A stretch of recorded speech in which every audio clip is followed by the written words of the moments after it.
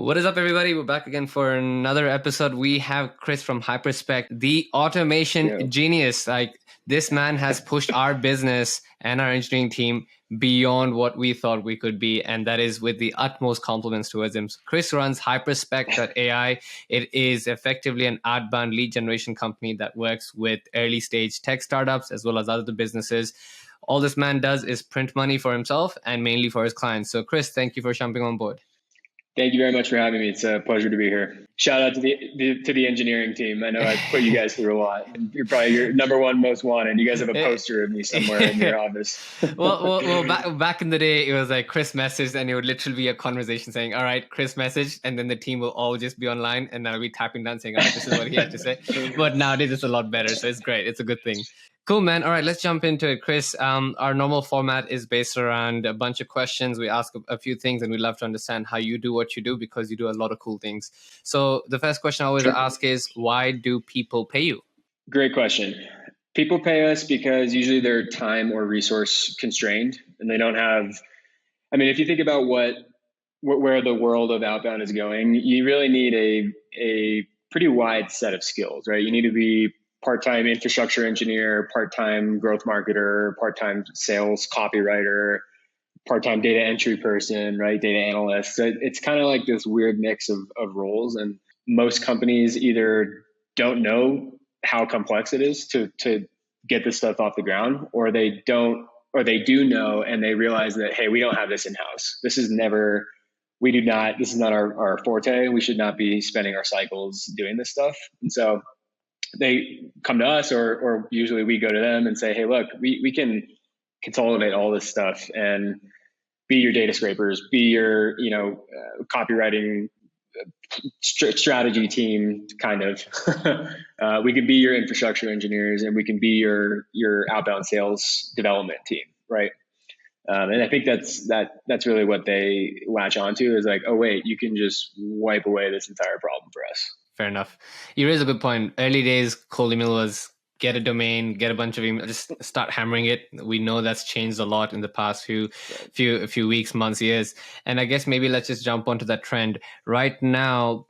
Look, we're going to speak about automation a lot, because I know you do a lot of that. Walk us through what you use. Shout out Smartlead, but any API, if you were to work with any automation API, what do you use it for? I'm curious myself as well.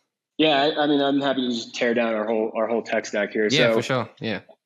I like to say I kind of grew up on Airtable. Airtable was the original kind of database tool that we used. And I know it's not a database, but it has a lot of the same functionality, right? And so we started off with Integromat and Airtable, and used Airtable, developed a pretty robust, I mean, our Airtable bases have 500 fields in one table, 500 fields in the other table. Now a lot of that is sprawl. Like, we don't use every field nowadays, but it's a very kind of clear historical arc of how much we use Airtable. We use it to import leads. Clay is a great product. I love Clay, but we were doing a lot of what Clay was doing in Airtable using Integromat, 2.5 years ago, right? And a lot of that comes down to enrichment pipelines. So when leads come in, they would come into Airtable. We would use Integromat or Now Make to apply different APIs to clean up the names, the company names, look for emails, send them down, 4 or 5 different email search tools. Can you maybe walk us through this right now in terms of what do you do for cleaning? What do you do you don't need to give away a sauce. I get everyone's got their sauce, but just some tips you can share with people on the general tools they can go with. Yeah. So I think on the cleaning side, you really got to ask the question, what can be cleaned using formulas in Airtable or kind of code, so to speak, like Integromat functions, and what's more complex that you really need like an AI based tool for. And what we found is that cleaning domain names, you can get away with splitting text or replacing text, find and replace. That's super easy. Things like job titles or even person names or company names, especially, you really need some kind of machine learning tool. So we would use a tool called Clean Spreadsheets for a while. Okay. We looked a long time. I mean, I was shocked that nobody had solved this problem yet. And we used Clean Spreadsheets, and then we found that it just wasn't cutting it. So we actually built our own. So that's part of what Hyperspect does is it allows you to clean spreadsheets, first names, company names, etc. Right. So that's on the cleaning side. On the enrichment side, we cycled through a lot of different APIs. We started off, I think, using some pretty expensive ones like Hunter, Snob, Drop Contact. I mean, a lot of the usual suspects there. Ones, and then we stumbled upon that class of tools like Million Verifier, Zero Bounce, Unbounce. I think it's Unbounce. And then we started, we actually use Parabola, which is another great automation tool that you guys should add to the show notes. We use Parabola a lot, and that's really simplified a lot of our data enrichment pipelines. But Parabola, we have a pretty unique workflow where we take a lead first name and last name, and we generate all 32 combinations of that person's first and last name at the company name. Nice. And then we send it to a Google Sheets. We people chip that, and then nice.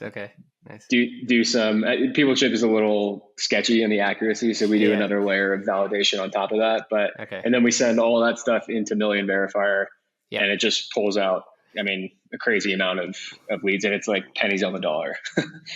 Fair enough, makes sense. So what else? Let's see. So you walked me through acquisition, right? Cleaning.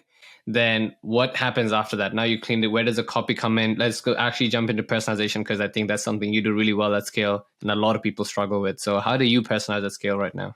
Yeah, that's a good question. Complicated answer. So I think it depends a lot on the offer. If you have a good offer, you don't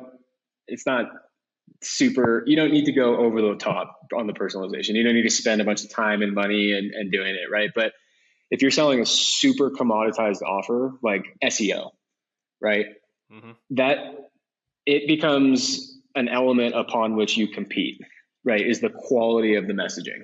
And like we have a client right now where we're selling SEO, right, and people will get responses like, look, a lot of people reach out to me about SEO. I took your call because of the messaging that you guys had, right? So it's like if you can't create a competitive advantage, personalization you can rely on that, or you can create it using that, right? So it depends on the offer. It also depends on how big the list is and where it's coming from. So I think if you like really need to personalize a lot, usually we'll do either some custom scraping. So like I'm trying to think of a good example, like Google reviews, local Google reviews, right? For local businesses. That's one that we've done. We pulled that in from, I think, a data provider called Targetron, I think. And also in the past we've custom scraped that as well, but we pulled that in and you just incorporate that into like a semi-personalized line. Yeah, of course. Right. And it's personalization at scale. Now I think what we do at Hyperspect is a little bit more tricky because we built a tool that will actually go in and scrape a website. It'll digest case studies and press releases and all these other kind of harder things and write messages that are really one-to-one unique, right? So fair enough. Yeah. We use our own tools on most of the campaigns, except when there's like a really compelling data point that we should go scrape that and put that in the first line. Like that's going to be the most relevant thing, right? Makes sense. And then when you have the personalization done, where does the copy come into this? What's your sending infrastructure like? Maybe walk us through you send a lot at scale, right? So clearly, well, how many accounts should I have per domain? Do I go ahead and have my custom domain tracking shared across multiple mailboxes, or do I use the same custom domain tracking across? So I'd love to learn a bit more on the technical side, because I know you're a stickler for the detail. Yeah, sure. So I think your first question is was it copy related? Yeah, so maybe let's jump into the copy piece first. Let's understand how you actually structure your copy. I know there's no written framework, but what are the general don'ts and do's that people should do? Right. So because we use a lot of personalization, I would say that anywhere from 20 to 50% of our message is already written for us by the time we need to fit it into a copy framework. But I mean, we usually just we try a couple of different methods. I mean, obviously we try to test as many different possibilities. What my tried and true is just personalization, hook around value proposition or pain point, offer spun in some different way, like, offer plus mechanism, offer plus guarantee, offer plus some other component, social proof statement of some kind, whether that's a case study, whether that's impact numbers like magnitude of revenue or something like that. And then a call to action. And we think of the world in, there's soft call to actions, there's hard call to actions, there's call to actions that have benefits attached, have pain points attached, where you're aiming them to a link or a piece of collateral or something, right? So we try to split test all those different combinations. We do a lot of that split test tracking these days in Airtable using the Smartlead API. So one of the things I would recommend to the engineering team is to add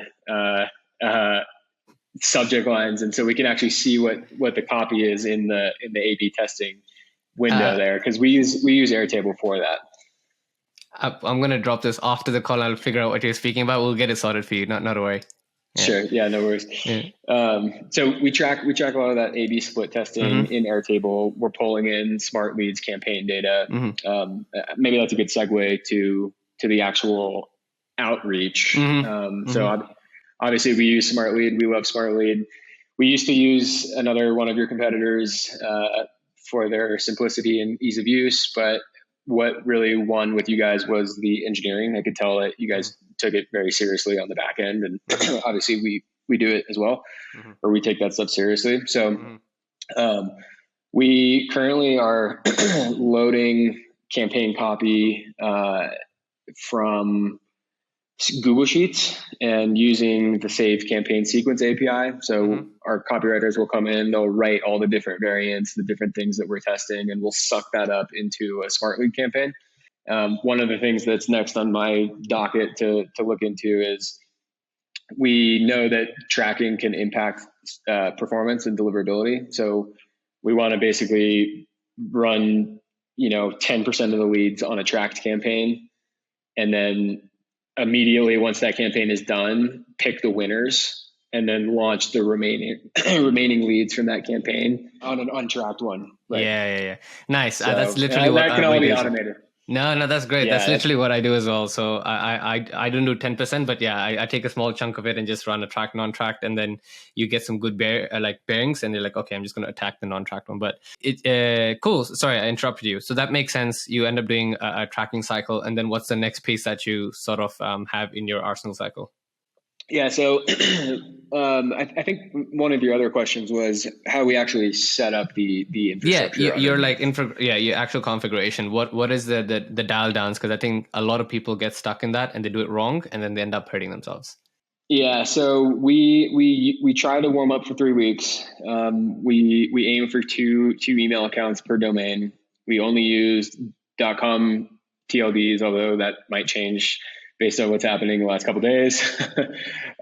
So only .coms, no hyphens in the domain names, 2 email accounts per domain, 3-week warm-up time, maximum of 40 emails per email account. Currently, I think we're doing 30% reply rate during warm-up, although I actually just saw a video from you guys that recommended 60. So maybe you could talk a little bit about why you made that recommendation.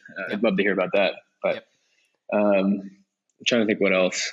How many A/B tests do you run on average? Spintax. I know you love Spintax. So just a shout out to everyone. I actually use Chris as an example silently without mentioning his name. A lot of people talk about what are winners versus what are people who are struggling. And I definitely classify Chris as a winner amongst our set of customers that we have in the thousands. If you ever get a chance to log into his campaign while debugging, I know you can't, but I do. And you will be overwhelmed with how meticulous every single aspect of his business is. He's got 20 A/B tests running per sequence, and he's got A/B tests within the A/B test for each sequence. Every single line of the copy is Spintaxed. Like it's ridiculous how you do that. And it's actually inspiring because we took that as inspiration, so go do that as well. So how do you do that? Because we're a team, we're obviously an outbound sales company, and we ourselves have a dedicated team to achieve this. So is that what it takes? You need a dedicated team to actually run the Spintax cycles. How do you do yours? Well, I'm not going to pretend like it's not a giant pain in the ass, because it is. I mean, it takes a long time. And actually, I've taken a lot of flack from my team about how different topic, but it's hard, right? It's a lot of super meticulous work. I mean, when you're doing it in Google Sheets, especially, which I don't think is the best way to do it. I think we're going to move over to Airtable for a number of reasons, but you can have real trouble with the spacing between the Spintax, and it's just a lot of like super particular things that if your team is not detail oriented, which people have their strengths and weaknesses, and it can be a real struggle, right? And so, and this is like a little kind of secret sauce, but we actually, I'm looking at, we haven't rolled this out at production, but you can actually train an OpenAI model to generate all that Spintax. Oh, nice. Lovely. Yeah, cool. Let me know when that's out. You can actually train another model to detect errors in that, right? So you get this kind of like generator QA type situation. That's going to help a lot. I think that'll cut down on the time significantly. But absolutely. Right now it's pretty manual. We use a tool called spin.me, or it's okay. I can send it to you after. It's SP1me, whatever. And it lets you count the number of Spintax variations. Right. And it also will detect breakages. So that's part of our manual QA process. Right. We aim for 50,000 variations for every email. Wow. Okay. Amazing. Wow. Crazy. Okay. And I sort of want to run into that, like in the configuration chat. Well, how many follow-ups do you have? Do you do the breakup email, or is that not your vibe?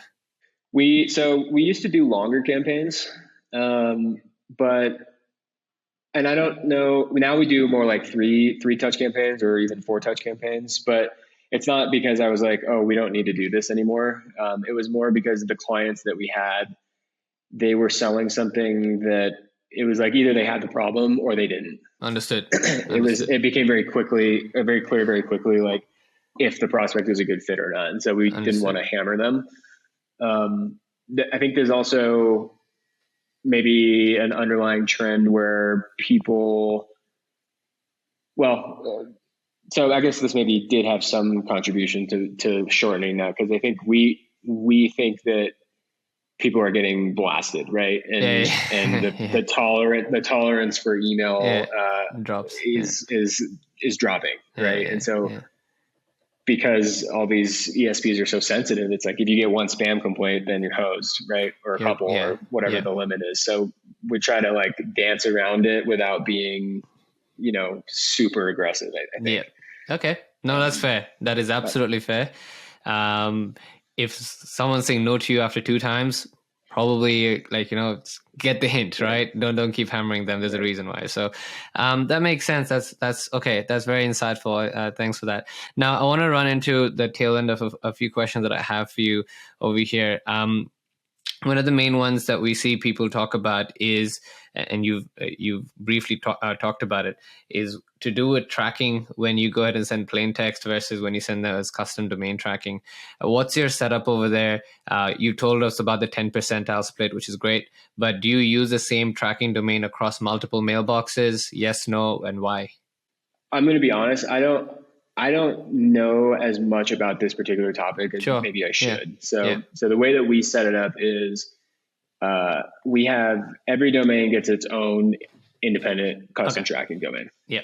I just don't have I haven't done research on what the trade-offs between those two are. Sure. If you guys have, I'd love to hear about it. Yeah, no, that's fair. From my perspective, it was just a risk thing, like taking a portfolio approach versus. Yes. If I have the domains anyways, why does it matter? Why not, I'm automating all the DNS anyways. So no, that's fair. I think even in the little that you think you actually know a lot, that the split is actually what we recommend as well, is to keep an even portfolio. I've started to sort of spread it a bit, so I end up using one warmed up domain across multiple to sort of leverage the growth, but not too many, 5 at the tops, because if one of them crashes, as we know, there's a tumble effect that comes in over here. I know this might get old or new based upon when people watch this, but have you seen any effects on Zoho, Gmail, Outlook in overall sending patterns, sending capabilities, deliverability, and so on and so forth? Yeah, I mean, we were for a long time we were a Zoho only shop because we like I think we're on the early side of everyone who figured out how to automate all that stuff, and so we were like, oh, this is great, like one click, 50 Everything's inboxes, done. let's Yeah. go, right? Yeah. Yeah, and then I think a couple of months ago, all the Zoho like IPs started getting hit, and especially at Microsoft, and so we just kind of charged through it. We were like, getting pretty, some pretty high block rates, but we just sent through it and survived. And actually, I think it's better now. Like I pulled up a campaign. We did some deliverability analysis on a campaign because I was having some issues actually with Microsoft. All my Microsoft inboxes were at like 10%. And I realized, and Zoho was at 75%, and Google was in the middle. And I was like, should be flip-flopped based on what the gurus say, right? But so it turns out I had misconfigured the Microsoft ones. We weren't even using custom domain tracking, so that was the problem there. But we're hitting 75% open rate with Zoho, and I know like other people like Jesse Olette mentioned just recently, he's doing really well with Zoho as well. So yes. I don't know, man. Each to their own. We'll right? keep all of them. That's it. It's a black box. Everyone's trying to figure out. Like it's a typical like I don't know, but you don't know type of vibe. So it's everyone's experimenting and guessing. That's fair. Awesome. Chris, I thank you so much for your time. Before you jet, I really think generally to a lot of people, there's very few people that I get intimidated with. And I think Chris is one of those people who really knows his shit. So Chris, where can people find you if they want to get in touch with you or learn things from you? Yeah, definitely. So our website is Hyperspect.ai. My email is chris@Hyperspect.ai. You can also find me on Twitter, although I'm not super active on Twitter, at Crispy Fries. It's my name, Chris, Pyfryz. So I wouldn't give me do it any other way. I'm happy to talk shop. Easy. Awesome, Chris. Thank you so much for your time. Everyone, if you're getting in touch with him, I'll put the links below. I'll also note down everything that Chris has said. I think he's dropped some incredible value over here in terms of configuration that we can all use. I'm going to try some of them out myself. But Chris, thank you. Have a great day, and I'll see you on the next episode. Cheers, everyone. Awesome. Thanks.